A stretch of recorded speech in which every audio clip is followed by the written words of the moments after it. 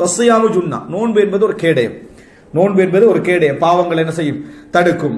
இதா கான யௌமு ஸௌமி அஹதிக்கும் ஃபலா யர்ஃபுஸ், நீங்கள் ஒரு நோன்பாளியாக இருந்தால் அவர் மோசமான வார்த்தைகள் பேச வேண்டாம். வலா யஸ்ஹப், சத்தமிட வேண்டாம். சப்தமிட, அதாவது சத்தம் போட்டுக்கன்னு என்ன செய்ய வேண்டாம், அதாவது சண்டை பிடிக்கிற மாதிரியான சப்தங்கள் இட வேண்டாம். ஃபஇன் சாபஹு அஹதுன் அவ் காத்தலஹு ஃபல்யகுல், யாராவது ஒருவர் அவரோடு ஏசினால் அல்லது சண்டை பிடித்தால் அவர் சொல்லட்டும் இன்னிம்ரவுன் சாயிப், நான் நோன்பாளி என்று சொல்லட்டும். இது ரமலானுக்கு மட்டும் உரியதல்ல, நோன்பாளிக்குரிய எந்த நோன்புக்கும் உரியது.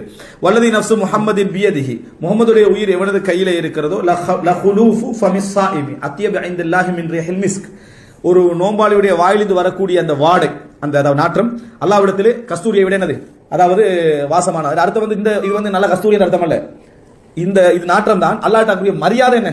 ஏன்னா பல்லு விளக்காம தெரியும், கஸ்தூரி எல்லாம் ஆக கூடாது, பல்லு விளக்காம தெரிகிறாங்க. அப்படி எல்லாம் அல்லாஹ்வுடைய மரியாதை கஸ்தூரியை போடுறே தவிர பல்லெல்லாம் செய்யலாம், தொடக்கிறதுல எல்லாம் எந்த தடையும் இல்லை.